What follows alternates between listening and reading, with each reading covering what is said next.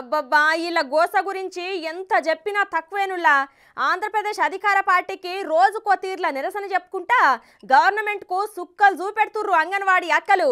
ఇక వీళ్ళకి సాయితగా 15 రోజుల కింద మున్సిపల్ కార్మికులు వస్తే ఇప్పుడు ఆశా వర్కర్లు సుత కలిసిర్రులా. మరి ఇక వీళ్ళ మీద గరమైన గవర్నమెంట్ ఎస్మా సుత పెట్టింది. అయినా కానీ తగ్గేదేలే అనుకుంటా ఈసారికి ఏ పని ముంగటేసుకున్నారో చూడుర్రి.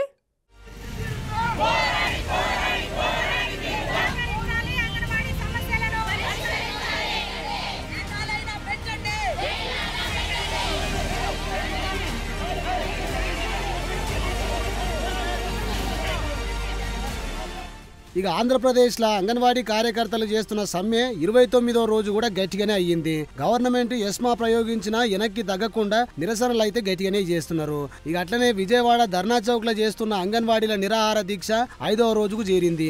ఇంకో దిక్కు రోజుకో తీర్ల నిరసన చెప్తున్న అంగన్వాడీలు ఈసారి జైల్ బరో కార్యక్రమాన్ని ముంగటేసుకున్నారు. దీనికోసం రాష్ట్రం మొత్తం భారీగా నిరసనలు ర్యాలీలతోనే ఇటు అంగన్వాడీలు ఆశా వర్కర్లు అటు మున్సిపల్ కార్మికులు జిల్లాలో ఉన్న పోలీస్ స్టేషన్లన్నీ చుట్టుముట్టి ముఖ్యమంత్రి జగనాలు సార్కు వ్యతిరేకంగా పెద్ద ఎత్తున నినాదాలు చేసిర్రు. ఇంట్లో ఏఐటియుసి, సిఐటియు, టిఎన్టీయూసి నేతలు పాల్గొన్నారు. అయితే కొన్ని దిక్కుల ర్యాలీగా పోతున్న వాళ్ళను పోలీసులు ఆపుడుతోనే పోలీసులు నిరసనకారుల మధ్య తోపులాట కూడా అయినాయి. ఇక కొంతమందిని అరెస్ట్ చేసి పోలీస్ స్టేషన్ కూడా తీసుకుపోయిర్రు.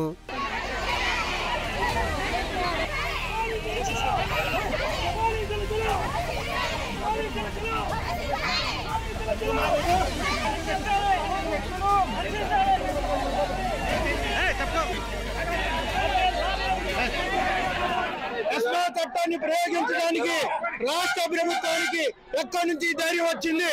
ఎసెన్షియల్ సర్వీస్ అయితే నువ్వు మొదట్లోనే ప్రకటించాలి.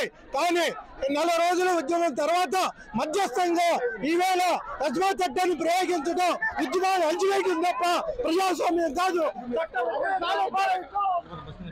తిరుపతి చంద్రగిరిలో జైల్ బరో కార్యక్రమాన్ని చేసిన అంగన్వాడీలు ఆశా వర్కర్లు భారీ నిరసన ర్యాలీతోని టవర్ క్లాక్ దగ్గరికి వెళ్లి పోలీస్ స్టేషన్ కు చేరుకొని ముఖ్యమంత్రి జగనాలు సార్కు వ్యతిరేకంగా పెద్ద ఎత్తున నినాదాలు చేసిన కార్యకర్తలు మాట్లాడుకుంటా ఎస్మా చట్టం కాదు ఏ చట్టం తీసుకొచ్చినా కార్మికులు భయపడే ప్రసక్తే లేదని తేల్చి చెప్పిర్రు.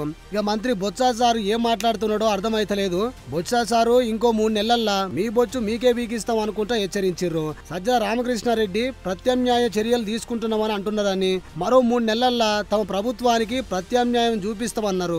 రాష్ట్ర ఆర్థిక పరిస్థితి బాగలేనప్పుడు ఎమ్మెల్యేలు ఎంపీల జీతాలు ఎందుకు పెంచుకుంటున్నారు అని కార్మికులు ప్రశ్నించారు.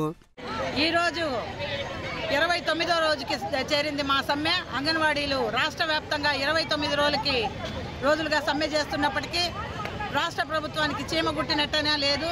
సజ్జల గారు నిన్న మాట్లాడతారు, మేమైతే పెంచే పరిస్థితిలో లేము, మళ్ళీ తర్వాత మేము వస్తే ఆలోచిస్తామన్నారు. కానీ అప్పుడు కూడా గ్యారంటీ అనే మాట రాలేదు ఆయన నోట్లో. ఈరోజు నిత్యావసర వస్తువులు అమ్మే రేటుకి 11,500 రూపాయలతో మా కాపురాలను మేము ఎలా నెట్టుకు రావాలని ఈ సందర్భంగా ప్రశ్నిస్తున్నాము. ఖచ్చితంగా మాకైతే జీతం పెంచేంత వరకు 29 రోజులు కాదు కదా, ఎన్ని రోజులైనా సమ్మె బాట అయితే వదలము. జీతాలు పెంచితేనే మేము మా కేంద్రాలకు వెంటనే వెళ్తామని ఈ సందర్భంగా తెలియజేస్తున్నాను. ఇంకో దిక్కు ఎన్టీఆర్ జిల్లా నందిగామల వెరైటీగా ప్లాన్ చేసిన మున్సిపల్ కార్మికులు ఇట్లా పొర్లు దండాలు పెట్టుకుంటా మా సమస్యలు పరిష్కరించాలని జగనాల ప్రభుత్వం ఇప్పటికైనా కనికరించాలని కోరిర్రు. ఇంతకు ముందు వరకు అంగన్వాడీలు చేస్తే ఇప్పుడు మున్సిపల్ కార్మికులు అట్లనే ఆశా వర్కర్లు కూడా వచ్చి చేరుడుతోనే గవర్నమెంట్ కథ నెత్తికి చేతులు పెట్టుడే అవుతుందట. పోర్రి కార్మికుల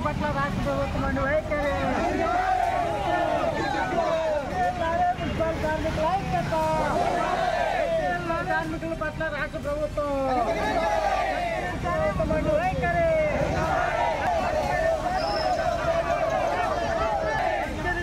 కార్మికుల సమస్యలను హిందూపురం అర్బన్ కేంద్రంలో దీక్ష చేస్తున్న అంగన్వాడీల కాడికి hero Hindupuram TDP MLA Balakrishna sir వచ్చి వాళ్లకు మద్దతు చెప్పిండు. ఇక సార్ మాట్లాడుకుంటా మన ఊరు మన పరిసరాలు అందంగా పరిశుభ్రంగా ఉండాలని, అలాగే మన పట్టణం సుందరంగా తీర్చిదిద్దే సోదరి మనులు ఇక్కడ